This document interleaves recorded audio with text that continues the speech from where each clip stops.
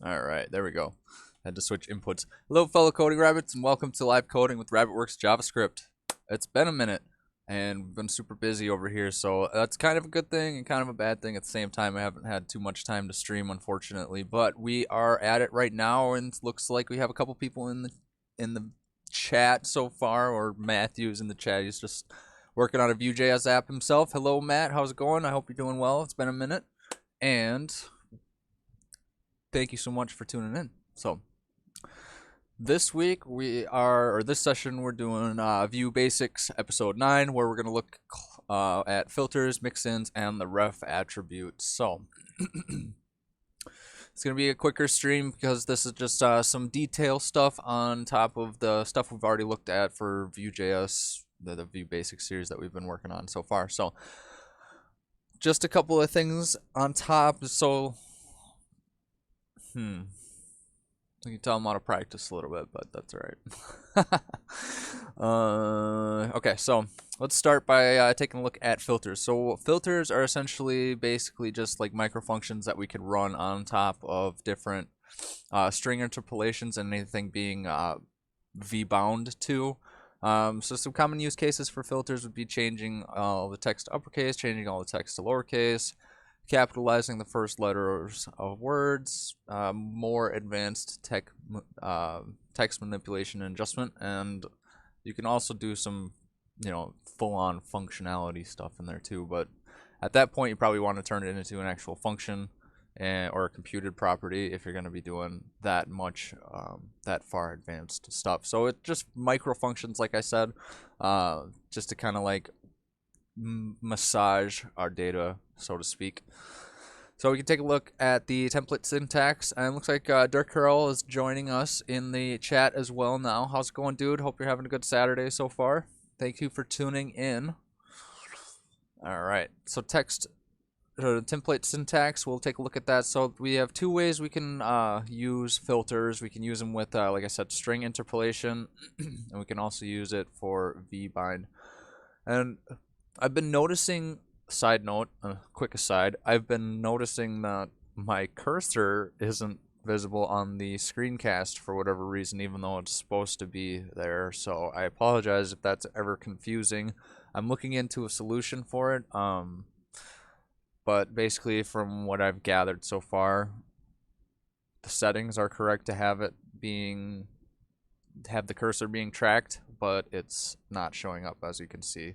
So if that's annoying to anybody, I do apologize. It's quite annoying to me at times because I want to see where the cursor is when I'm checking out the video after the fact. Working on a solution for it, so sit tight on that.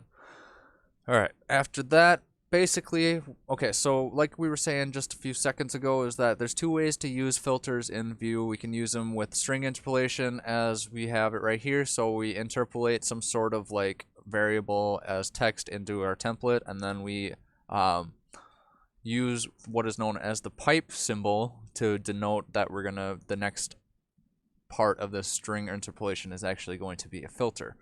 So yeah, so filters are denoted by using the pipe symbol followed by the name of the filter, and you can, as you say, string interpolation like that, and we can also use it with vbind. So if we have a variable that we're setting something, or some attribute that we're setting to something dynamically bound to, we can also apply a filter on that as well. So it's kind of interesting. I've never used the filters on the vbind directive myself yet, but I could see why that would be a good use case for sure. So we're going to take a look at a quick example of it, and then we'll go through and write a filter after this.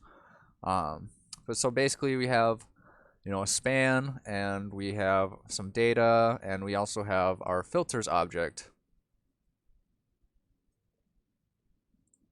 The cursor is showing in the stream, by the way. Well, it looks like, I mean, we can see like where it's moving around, but on my screen cap, it doesn't show that there's any cursor, but good to know. Thank you. I mean, when I've watched the videos after the fact, I feel like the cursor hasn't been there either, but I don't know. Not worried about it, I guess, right now. Anyways, back onto the thing. Thanks for the heads up on that, Matthew, by the way. So inside of our Vue instance, we have a filters object that we can open up, and basically we have different methods in here that we run. Basically, like I said, a filter is just like a micro function that will be applying to some sort of text or whatnot, or some sort of data value. So you can see that right here we just write a function called uppercase. It gets the value passed in it implicitly due to it being a filter. Vue passes in whatever we have as the data into the first argument slot. We can have multiple arguments in here. We can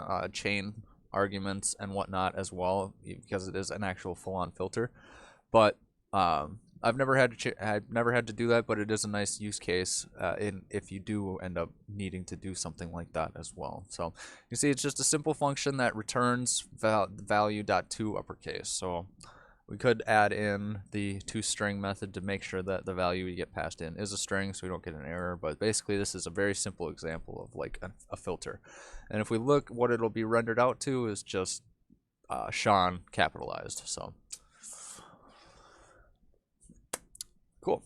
Yeah, filters. So there's two ways we can do it. We can let me see here. We can apply filters locally, like I set up here on our Vue instance. We can also extract them out to a filters.js file and pass that into the main JS Vue instance or whatever. See, as I'm doing here, kind of like how you would do what is it? Can't remember now. Goodness me. Let's see. No worries. If you had like different mixins and stuff that you wanted to apply, you would pass it in right here as well. Filters and mixins and different JavaScript that you want to import into our app. We just pass it in as a variable inside of this Vue instance. So I'll walk through that in just a minute here. So I just want to see where we can demonstrate. So we'll take a look at the slot sandbox that we had that we built blog posts in to kind of see what we can do inside of there. So let's open up, here we go, blog container. Where is our data? So we have it, so our blog posts, our blog data, for instance. So if we wanted to do like a capitalize the first letter of the title, or wanted to make it all uppercase, we can write a filter to do that. So I think we'll start by doing that inside of this previous project that we did last session. And so what I want to do first is, let's see, I'll scroll down here. We're just going to write this filter locally, and then we can extract it out to its own JS file. We can show that using that would be like having multiple filters. And when the nice thing about abstracting filters out to its own JS file and pushing them or passing them into the main.js Vue instance is that they'll be globally accessible at that point versus just having it registered locally on a single Vue instance, which might be the case, but more than that, I've found out that if I wrote a filter, I'll probably want access to it globally, so we'll just go with that thought process for now. All right, so let's do this. So inside of here, we can just open up our filters object just as such, just like any other data or any other object on our Vue instance. And inside of here, we'll write these functions. So let's just do the basic example from the markdown file. We'll just do an uppercase filter to turn everything uppercase. So what we can do is just type in a name of a function, so uppercase in this case, and then, like I said, Vue automatically proxies the value of the data that it's being applied to into the function as the first parameter. And then so we'll say value dot to string, just to make sure it is in fact a string, and then might have to pass it into itself at that point. We'll see. And then we just return value dot to uppercase. Whoops. Just as such. Cool. And now that is all there is to it to get a simple filter up and running. So now we can access this filter by using, like I said, the pipe symbol on this. And actually, you know what we're gonna have to do now that I realize that we're passing stuff in. Oh, you know what? We can actually, yeah, excuse me. So we're passing in using vslot to kind of build up this application. So what I want to do first is actually, I'm gonna spin this up. So I need to cd into the project. All right, and spin it up. npm run serve. All right. Let's see what happens here. Oops. So we should be able to use the filter on this this blog container component because we're just targeting the data right here as string interpolation, whatever. So should be pretty easy. All right, we have it running. Let's open up the project. All right, get a refresher on what this looks like. Close this out so we can see our code a little bit easier. So yeah, we just have our couple of blog posts here that are being dynamically generated from our data based on the Vue slots that we have set up. All good stuff, all fun stuff. And okay, so what we're gonna do is use this filter to turn our blog post titles all uppercase. So simply by denoting the pipe symbol right there, and then the name of our filter. And just like that, you can see it auto updates, and then the filter is being applied to that particular piece of data. So the blog or the post.title as being all uppercased. So you can see that, let me bring this actually over here so I can see that. So you can see it can be really useful because, I mean, you can also get away with doing this kind of filter just by doing two uppercase inline here, but and you see you get the same result. But having that abstracted to a filter can be useful, and that's just a really basic example. I mean, you can capitalize the first letter of everything because when you'll pull, like, a lot of times data won't have API data won't have capital letters and stuff like that inside of their data. So you'll want to, be able to capitalize some stuff that you're pulling from. And filters would be a great way to do that, because you can write a simple capitalized filter. So Let's see here. Let me take a look at the docs really quick. I'll demonstrate that or show what they're talking about. I want to see the guide. Filters. So in the Vue docs, here's a simple example of the capitalized filter. Basically, it's a function that returns, capitalizes the first character, and then combines it with the rest of the value, basic stuff right there. So if it was a case that we didn't have, our hard-coded data and it was just all lowercase letters, then using something like this capitalized filter would be really helpful in being able to manipulate that data to display how we want it to. So kind of interesting.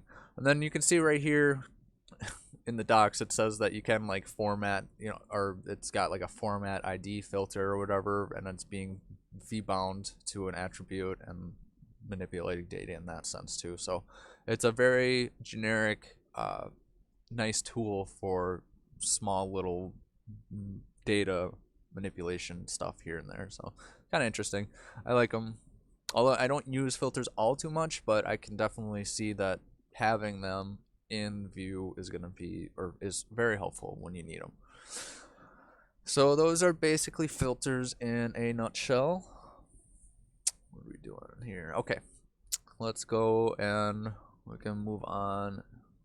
Let's take a look. Okay, so if we wanted to abstract this filter out and have it globally accessible, instead of doing this filters object on our Vue instance, we can actually take this and we'll just abstract it out to its own JS file. We can clear out the filters all just like that. So we're back to what we started with on this end. And we go back to our sandbox. You can see our blog post titles are back to how they were originally. Cool.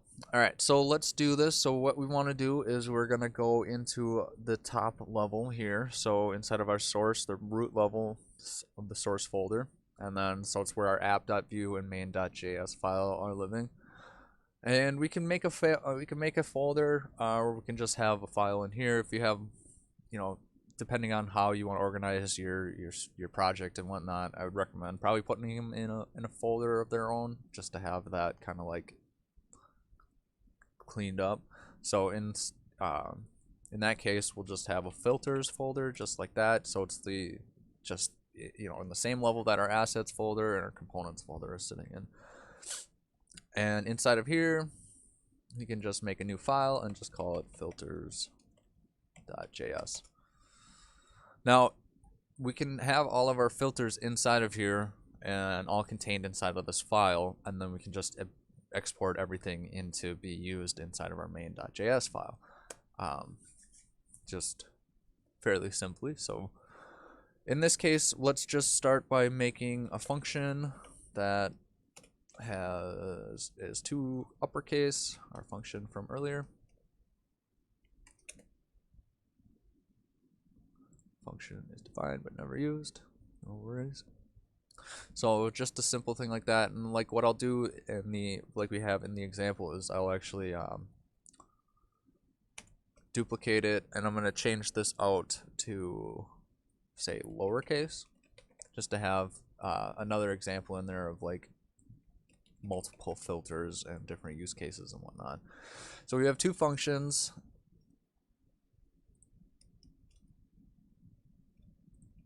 Actually, this isn't correct.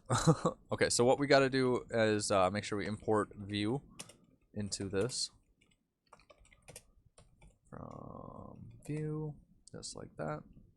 So we have two functions that we can work with in this sense, and what we'll do actually is take our functions that we have written here, and so to register a global filter, we use the Vue.filter API, and this is going to take two arguments. The first argument is the name of the filter, so it's going to be a string that says uppercase, just like that. And then the second argument is the actual function. So we'll use an arrow function in this case, and then we can just take out this part here. We could also do a ES5 function as well. but we're just gonna go with the arrow function because that's what looks nicer. And so we need to also pass in value just like we had it before, and that should be all there is to it to write a simple Vue filter. So let's go ahead and do that with our lowercase one now as well. So again, it's Vue.filter, and that's a function that takes 2 arguments. The first argument is the name of the filter, and the second argument is the function of the filter. And remember, Vue proxies the value of whatever we are filtering into the argument or the function as the first parameter. And then, like I said, we could also have a secondary parameter in here, but we don't need to worry about that because that's getting into advanced use cases. Most of the time you won't have to worry about that. So all right, so inside of here, actually I'm just gonna correct that because that's bothering me. All right, so value.toString, make sure it is a string, and then we will say value.toLowercase as such. Oh, and then we just want to make sure we return that. Okay, value.toLowercase. Cool. So that's all there is to it on that aspect. Now we can export these bad boys.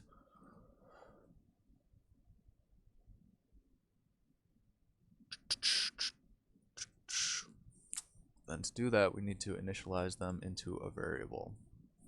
Sorry, can you tell I'm out of practice a little bit? It's been a hectic week. All right, const uppercase equals Vue.filter, just as such. And same thing for this one. So const initialize variable that we can store this in. Cool, just like that. And now at the bottom we can export these variables that contain our filters. So we'll export a default object, and inside of there we will just have uppercase and lowercase just as such. And that should be all there is to it. So let's see what happens now. And we can go into our main.js file, and we'll import our filters. So import filters from, and we can just give it a generic name if we're just going to be importing it to be passed in. But if we could also destructure this as well. So if we wanted to just pull in certain filters, if we were just registering, so if we wanted to destructure it, we could totally do that as well, and that will just apply the filters that we want to pull out of that as the ones that we pull out of it, and then we pass them in just like so here. But we're just going to keep all of them in that filters object, and we can just pass the entire filters object inside of here just like that, and now we should be good to go to use them. And if we go back to our blog container .vue, and again we denote our filter by a pipe symbol and we type in uppercase, we should have the result, and just like that. Cool, easy peasy lemon squeezy. And I know that really helps with composition and keeps our components clean if we can abstract all that stuff out to its own file, and we can oops, let me scroll back up here, and we'll just say, we can swap it out to say lowercase. Everything will be put into lowercase. So pretty neat, I like it. So that's filters, and that's how you would use them, registered either locally or globally. And we can also, if we didn't want to pass our filters in and we wanted to just pull them into certain components that we want to use, we can also do it locally inside of this as well. So if I'm going to take the filters out of here just to show that that's the case. If I want to bring in that file now, I can easily do it with another import statement, and we'll just say import filters from, that's going to be a little bit of a different route. So all the way back up to our filters, and then just like that. Now what I can do also is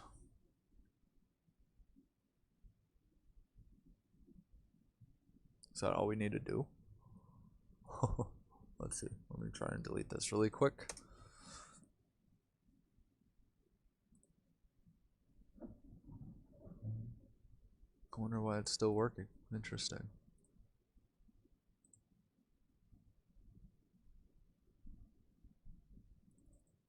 I wonder if we even need to pass it into the Vue instance. Just being imported into this, I don't know. Interesting. Very interesting. Okay, anyways, we have not that. This guy in here. Oh, cool. We don't even need to pass it in. Interesting. That's really interesting. I didn't know that. Just having it imported automatically gives us access to it, it looks like. That's cool. Anyways, so you can also do it inside of this component as well. So this is local to this component versus being global. So either way, it gives you kind of the same result. I just want to check this main.js file though again and to see if that in fact is the case. Interesting. Figured we had to pass it into Vue like that, but I guess because we're just like, I wonder if we even need this. If we're just saying Vue filter,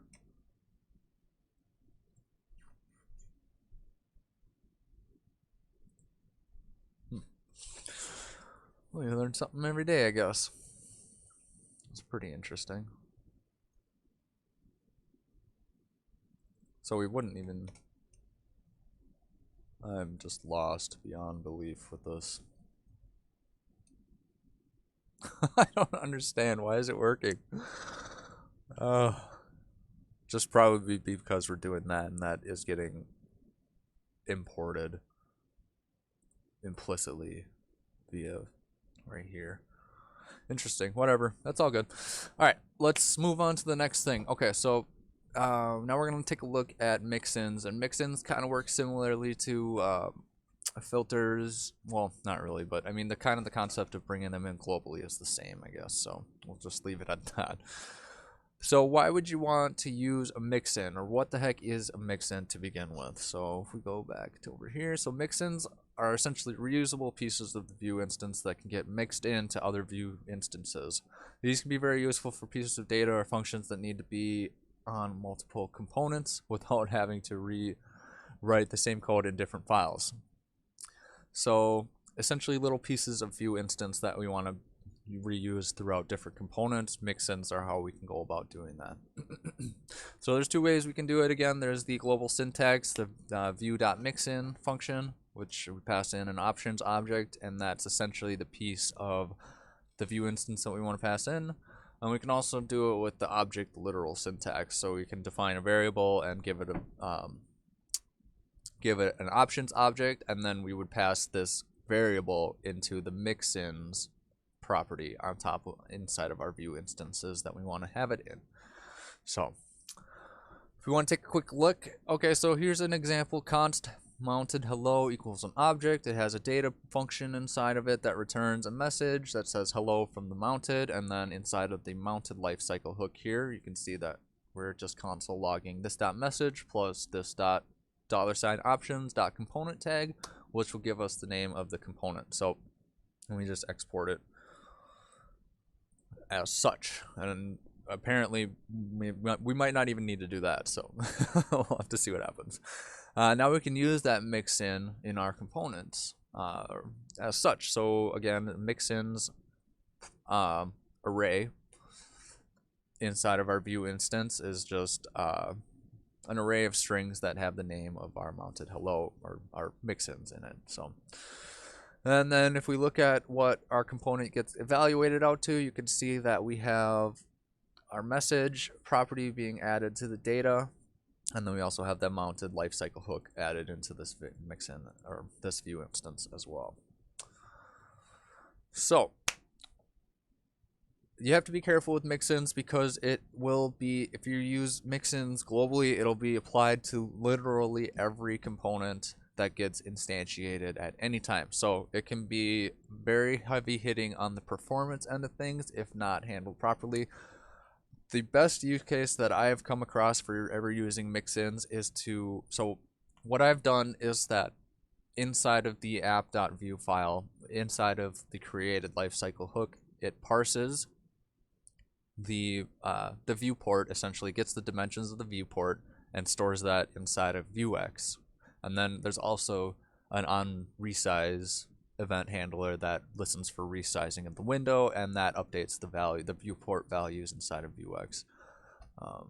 Actually, what I want to do is I'm going to show this. So this is a client website I'm working on for DJ Encounter, techno DJ up in Minneapolis, Minnesota. I will make sure to link the description or link his stuff in the description if you're into that kind of stuff. So go ahead and check it out. It's pretty good DJ, up and coming. And so we're doing a rewrite of his website in Vue. And I just want to show my mixins here. So you can see there's a couple different folders down here. There's directives, filters, and mixins, just kind of stored in their own spot to keep it organized. This is a sneak peek into a full-on application, production application, if you want to take a look. The code is on GitHub if you want to look at it, no worries. So inside of our mixins folder here, we have viewport.js.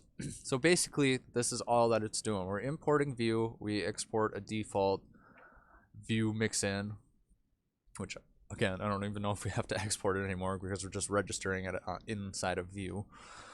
But basically, it's just a computed property that returns the viewport dimensions from our vuex store. So like I was saying, if we take a look at the store, we have globals and viewport object that has width and a height, and whenever and then I also want to show the app.vue.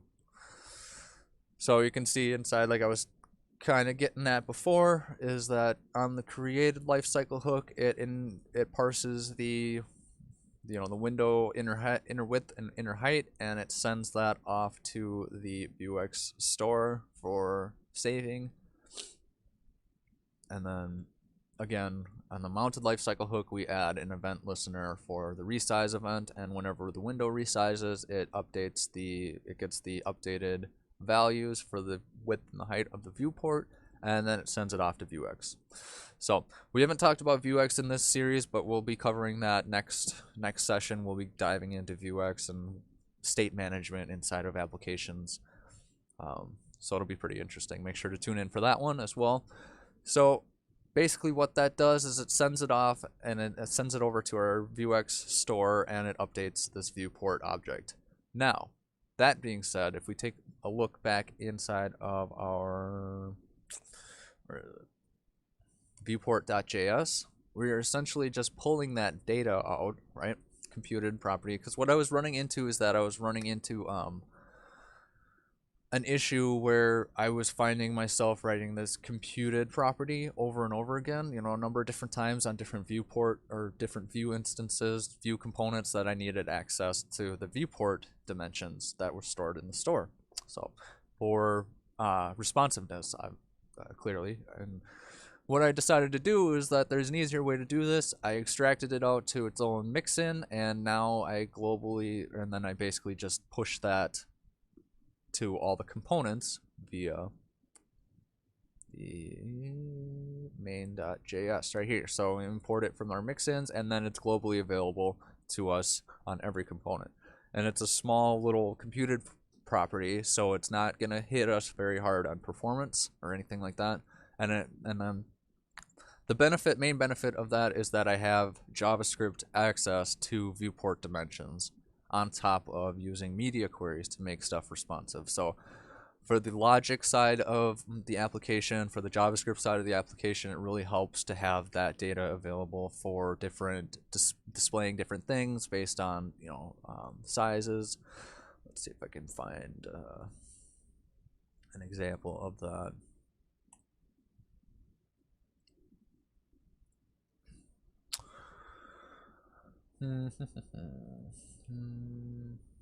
Nothing there. Biography group. Okay, so here's an example of it. So you can see that inside of our computed property on this Vue instance, we don't have that viewport instance but we do have access to that computed property because it gets mixed in to this Vue instance and every other Vue instance. So based on the viewport width, we set an array of classes onto this div. If it's above, or so if viewport.width is less than 480, then we apply these classes, and if not, we apply these classes, or this class. And these are just shorthand classes for my Flexbox library that I've been kind of coming up with because they're cuts down on code quite a bit. And it looks like Joshua was able to stop by for a little while. Hey dude, how's it going? Glad you can make it in the stream. Hope camp is going well and you're not getting too sunburnt. So thank you so much for tuning in your busy day. So I really appreciate it. Glad to see you. We're just talking about mixins right now, just giving a kind of a live example. And in fact, what I want to do is just spin this project up as well, so we can just take a look at what I'm talking about, how it gets put into all the different components globally. We can also choose to mix in these components per component basis. We would just import that file, the mixin file, and then same thing kind of as the filters object. We have mixins just like that, and then we would just do an array of mixins, the name of our mixin, so like viewport, just like that. But we're not going to do that because we have it globally accessible. All right, now this is spun up.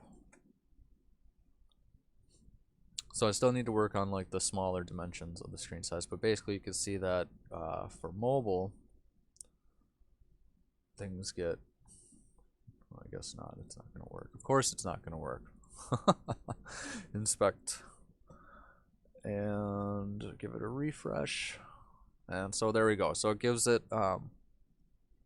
you know, some styling based on the size of the viewports, and then if we bring it back up to regular size, then things get swapped around.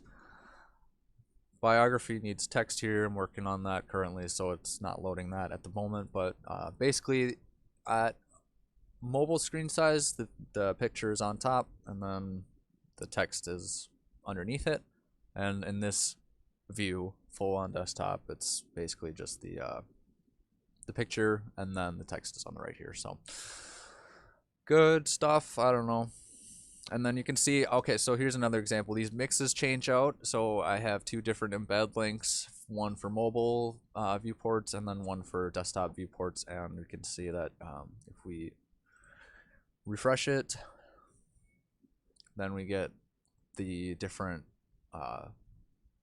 embed links in there. So that's the best use case that I've come across for mixins. One of the only use cases that I've used or had to use it for, to be honest. Again, like I said, you have to be careful using mixins because it can get if you have some crazy business logic that's going on inside of that mixin, and you're loading that into every Vue instance, and you have hundreds of Vue instances in the screen at one time, like you'll crash the tab very easily. So always be aware of what you're doing, and we can see that what I'm talking about is that like, so inside of the dev tools here. So our app, you can see it's got that computed property. Client, it's got the same computed property. All of these guys have access to that computed property, and so you can see that it changes. Our app is broken.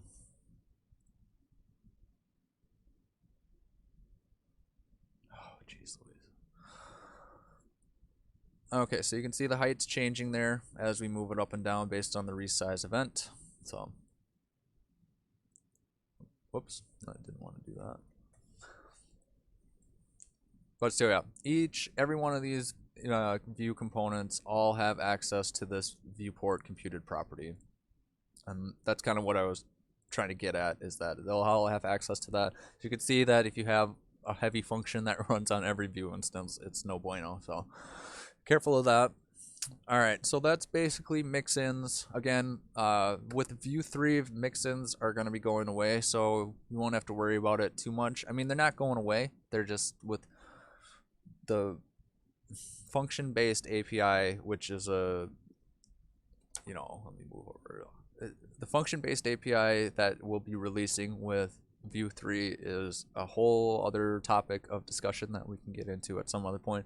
But just know that object-based API, what we're used to using now, what we've been learning about the last, almost 10 streams now, is that's not going away. Nothing's changing. There's no breaking changes. Vue 3 and Vue 4 are going to be all completely 100% additive. So you don't have to worry about like everything that we've looked at in the last few, couple months or whatever. Nothing's going out the window. So I just wanted to let everybody know that. And we'll be talking more about Vue 3 as time goes on and more information is solidified about that as well. I do have a podcast if you want to check it, or not a podcast. I was a guest on the podcast HTML All the Things, which we've mentioned, and shout out to those guys in the past. Joined Matt and Mike on their podcast, the web news segment of it, talking about Vue 3, what that's going to mean for developers and how that's going to affect the industry and all that stuff, addressing the controversy of the breaking change, deprecated word, and all that stuff. So check that out. We'll link that in the description as well if you want to check that out, and check out their podcast too. They do a great job with that. So where are we at? All right. So let me close this project out now and back inside of our Vue Basics project. The last thing we want to talk about in this session is we're going to talk about the refs attribute. And it's pretty simple. Basically, Vue provides us access to elements and DOM objects very easily by giving us the ref attribute. And that's basically a reference point to some element. Right, so it's Vue's equivalent to document.getElement by ID, or one of the query selector functions or selector functions, where instead of targeting an element matching the ID, Vue gets the element with the ref attribute on it, and that's available to us inside of the Vue instance. So markup syntax is we simply just add the ref attribute and give it a name onto any element, and then we can access that by this $refs.element. So now if we were to console log this .refs.element or elm, we'll get essentially the markup from it. So what we can do is let's give ourselves a ref on this block or this div with the class of container outer. So we'll say ref equals container, just as such. And now, if we have a lifecycle hook, we can just say mounted. And inside of that, we will just console.log. This $refs is how we access the references that we have inside of our Vue object or Vue instance. So if we have multiple ones, they'll all be inside of this options object inside of our Vue instance. So this .refs.elm, and if we open up that project, all right, here we go.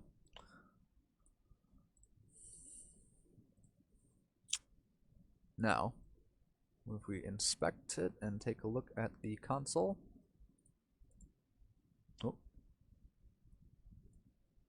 because it's not element, it's container. My bad. Container. All right. Now, with the refresh, you can see that with console logs the actual DOM object or the actual markup element or whatever, and we actually have full access to it as well. So this would be the same as if you were doing document.query selector and you get this element in return. If we were gonna do class of container outer, it would return this all the same. So it's pretty interesting. And then you can use this reference to do any type of JavaScript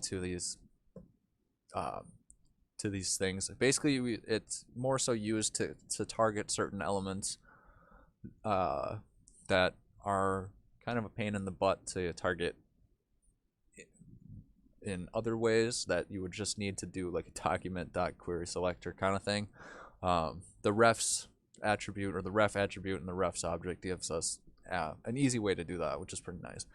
So one thing I want to take a look and show really quick with a little just gotcha on using refs is that notice we're using console logging this in the mounted lifecycle hook, and you see it's there and all that good stuff. So this is kind of confusing, or was kind of tricky for me to understand. So if we do this inside of the created lifecycle hook, it doesn't get parsed yet. You see, so it's kind of tricky because you see that it's got this empty object that it returns, and you can see that it's in there, and it has that DOM object inside of here. But if we were to target that individual one, it's not finished processing inside of Vue until it gets to beyond the created lifecycle hook, and you can see that this.refs.container returns undefined, even though the refs object has it in there. So kind of a tricky thing. I was wondering what was going on there, but I switched it out to mounted, and when mounted gets called, basically everything inside of the Vue instance has been evaluated, so it will give us that returned DOM object like it's supposed to. So if we show that again, mounted, and now it returns it properly. So that's pretty interesting. I like that. I don't use refs all too much, but I do have a couple of use cases that I've run into the fact that I do need to get reference to something. So that is refs in Vue. And I think that's going to do it for today's session. It looks like this is kind of working out to be a more convenient time for people than Friday night, so we might try and roll with this time slot going forward at about 1 p.m. I don't know. We'll have to give or take a few hours. We'll have to see what happens. So yeah, I think that's going to do it. Again, all the code will be available on GitHub to check out. I'll push it as soon as the stream is finished, and go ahead and download it. All of these little sub projects that we've built are all available in the code as well. You can take a look at the code base for the DJ Encounter website that I'm working on, and if you want to take that take a look at that, more than welcome to. And so plan of attack going forward is we're going to spend at least next session, probably the next 2 sessions, looking at Vuex and really diving into state management. We've covered pretty much all of the basics. I mean, not all of the basics. There's a lot of stuff that we haven't covered that are more getting into the more advanced stuff, which I am very confident in you all, if you're learning Vue, that once we've gotten to this point, you'll be able to kind of pick up where we've left off in the more advanced stuff. And of course, we'll be covering that stuff in future live coding projects and whatnot. So that being said, like I said, we're covered most of the basics in Vue that I wanted to cover in this series. I hope everybody has learned a bunch. So that being said, we'll move into Vuex, talk about state management, and once we're done with those, a couple of sessions, then we'll start on our next project. I know some people have been asking about like React and stuff like that, but right now I've been just too busy to be able to focus on anything other than Vue for the live stream, and that might alienate a couple people, but just know that with this new with the new version of Vue that's coming out, with it functionally based, we're going to be updating this series to talk about how to use the new API to build, Vue apps versus the object-oriented API. So like I said, nothing's changing. It's completely additive, but the nice thing about it is that it is functional based, which is, people say it looks a lot more React-ish, and I'm a firm believer that once we pick up the function-based API and understand and are fluent in that, then we can jump into React and pretty much know how to write React code for the most part. I mean, give or take a couple of differences and whatnot, but this new API, the new function-based API, is going to be a lot more synonymous with how React is written. So it's going to be a lot more interchangeable, a lot more comfortable for people swapping out the frameworks. So all good stuff, and I'm looking forward to it. And yeah, so I think that's going to do it, guys. So thank you so much to everybody that tuned in. If you're tuning in after the fact, that's cool as well. Thank you so much for the views. Make sure to go check out that interview that we talked all about Vue 3 on HTML All the Things podcast, and the link will be in the description. And until next time, stay awesome, keep coding. Make sure to check out the RabbitWerks Discord server. Make sure to check out RabbitWerks Code Beats playlist on Spotify, and yeah, like, comment, and subscribe. Tell me what your thoughts are. Tell me what your thoughts on Vue 3 are. I would love to hear them. Maybe we can get a discussion going. So I'll update this. So apparently I'll update my notes a little bit, because apparently we don't need to do this extra code here. But hey, you learn something new every day. So thank you again for tuning in. I'm going to go now. Have a good Saturday. Have a good rest of the day, whatever day you're watching this on. And until next time, stay awesome, keep coding, and we'll see you on the flip side. Cheers.